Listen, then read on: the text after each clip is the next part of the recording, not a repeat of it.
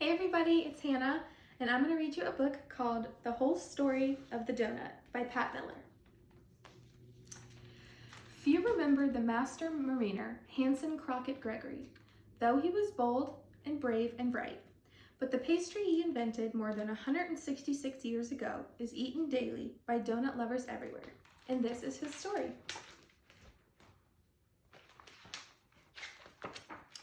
In 1844, Hanson Gregory was just 13 when he went to sea.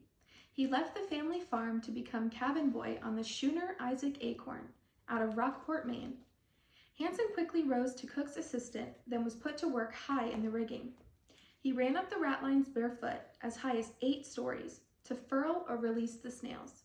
He could steer a ship over trackless waves just by the sun and stars.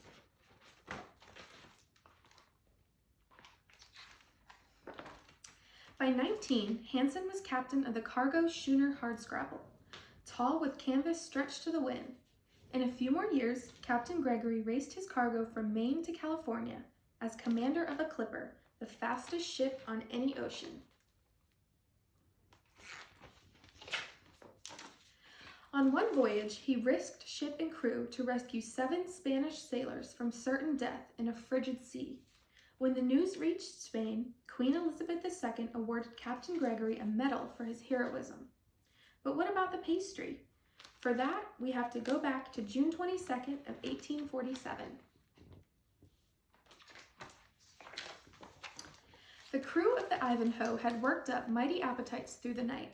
The sun was barely up as 16-year-old Hanson and the cook prepared breakfast. It would be the same coffee and fried cakes they'd served most mornings on the Ivanhoe. The cook tossed wood into the belly of the cast iron stove, heating the cauldron of lard.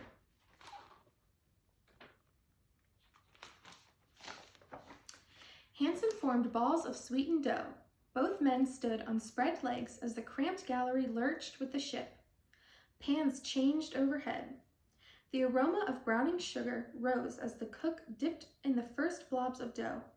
The iron railing on the stovetop kept the pot in place as the Ivanhoe bucked and plunged through the waves. When the cakes were fried, Hanson dumped them out on the dining table. They were sweet and crisp, at least around the edges. Their raw centers, heavy with grease, made them drop like cannonballs in the stomach. Sailors called them sinkers.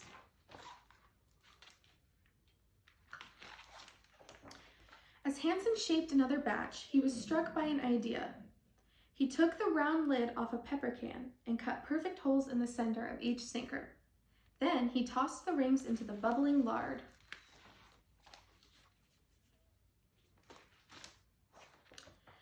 The cook had never seen such a downright full thing. Never had the sailors who showed up for breakfast had they seen that, but that didn't keep them from taking a bite. The cakes were brown and sweet and fully cooked. Sighs of delight rose above the noisy sea. A new breakfast tradition was born. The teenage Hanson shared his invention with his mother.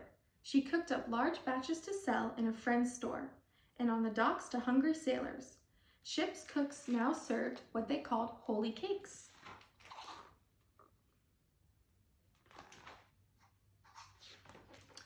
That's how Hanson's invention spread around the world and down the years and right into your stomach.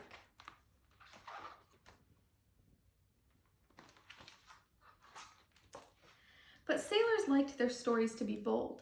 Not satisfied with the pastry's humble origin, they spun legends worthy of such a delicious treat.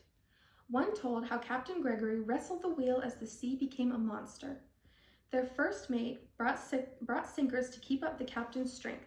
Just as the captain grabbed one, the waves crashed over his head. Captain Gregory speared the sinker on the wheel's spoke. He invented the doughnut while he saved the ship. But another legend tells how wild waves grabbed 5 sailors and pulled them overboard right after breakfast. With bellies full of oily pastries, they sank like stones. Captain Gregory shouted, "Never again." He used a wooden belaying pin to punch holes in every cake so they resembled the ship's life rings. No sailor has since been drowned by his breakfast. Interviewed in 1916 for the Patriot Ledger, Captain Gregory seemed amused at all the fuss over his invention 69 years before. He laughed as he teased the reporter that he had invented the first hole ever seen by mortal eyes. When the reporter asked if he was pleased with his invention, Captain Gregory replied, "Well, sir, those doughnuts were the finest I've ever tasted. No more indigestion, no more sinkers, just well done, fried through doughnuts."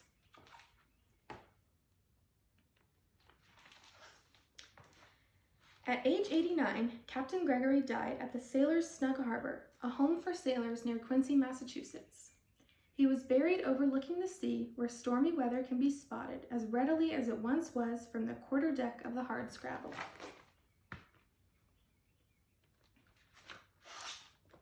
The end.